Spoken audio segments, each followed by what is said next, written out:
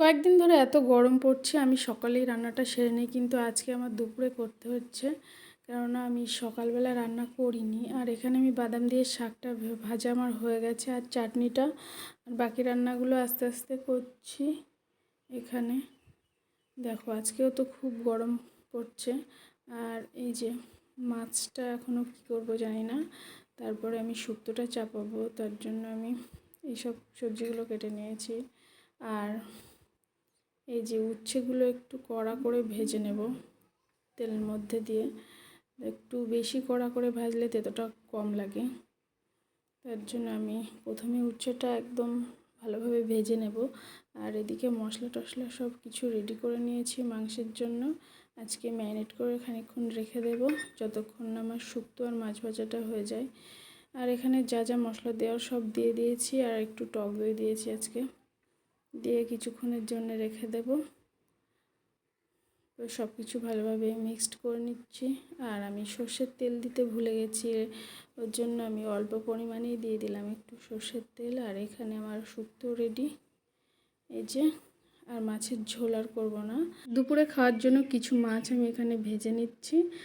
আর আমি তারপরে মাংসটা করে নেব। তো প্রেশার কুকারে বসিয়েছিলাম মাংস, তারপরে এই যে নামিয়ে নিচ্ছি। এবার গরম মশলাও দেওয়া হয়নি, আর একটু ঝোল বেশি, ঝোলটাও মেরে দেবো, দিয়ে রেডি। তারপর খাওয়া দাওয়া করবো। এই যে প্রেশার করে কিছুটা রয়েছে, এটাও ঢেলে দেবো এবার কড়াইতে। তারপরে আমরা দুপুরবেলা এই যে দেখো একটু রোদ্দুর কমে গেলে আমরা বেরিয়েছিলাম মাঠে।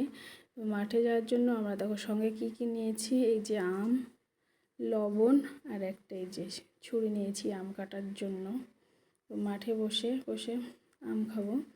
আর গাড়িতে করে মাঠে যাওয়ার একটা কারণ আছে, চলো যাই বলছি তারপর। তো এই যে আমরা পৌঁছে গেছি এখানে। তো এখানে ধান কাটা হচ্ছে, আর এই যে আমাদের ধানগুলো এই যে বস্তায় করে রেডি করা আছে, এগুলো আমাদের বাড়িতে নিয়ে আসবো, এর জন্যই মাঠে আসা। আর মাঠে প্রচণ্ড জোরে হাওয়া বইছে, এখানে প্রচুর ঠান্ডা, বাড়িতে তো খুবই গরম, গরমে অবস্থা খুব খারাপ। তো এই যে আগে প্রথমে আমরা আম মাখা করে খেয়ে নেবো। ওই যে ধান কাটা মেশিনটা দেখো, আরও সব ধান কাটা চলছে।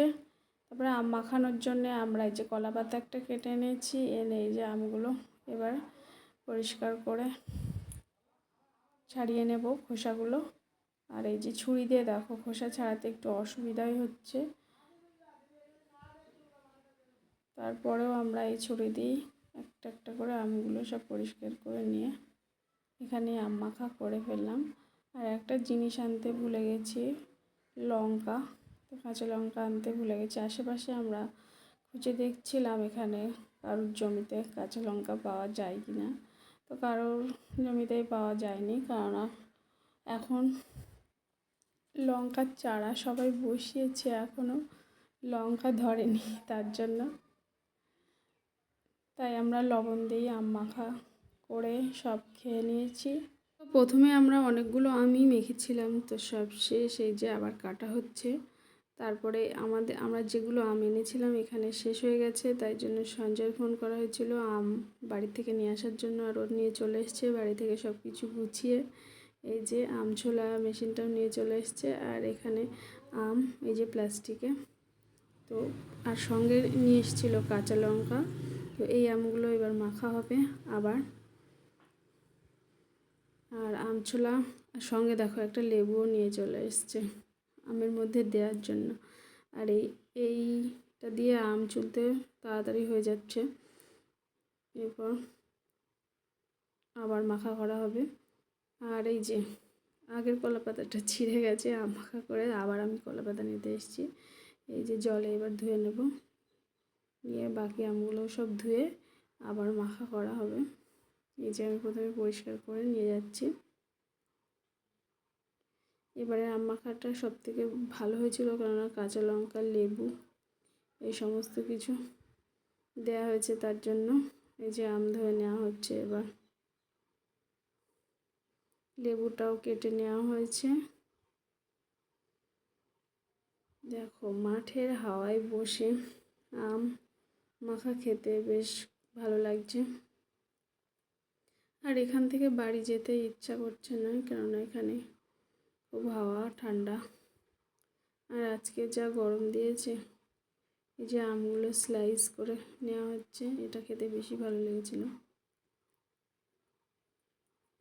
তারপরে এই যে কাঁচা লঙ্কা আর লেবু দেখেই জিভে জল এসে যাচ্ছে।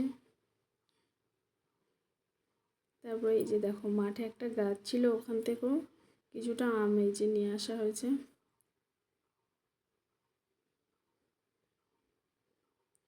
এরপর আমরা আম মাখা খেয়ে এই যে দেখো কেমন নোংরা হয়ে গেছে চারিদিকটা। আম মাখা খাওয়া শেষ, এবারে ধানগুলো নিয়ে বাড়ি আসবো। তো সন্ধ্যাই হয়ে গেছে। দেখা হচ্ছে অন্য আরেকটি ভিডিও। টাটা।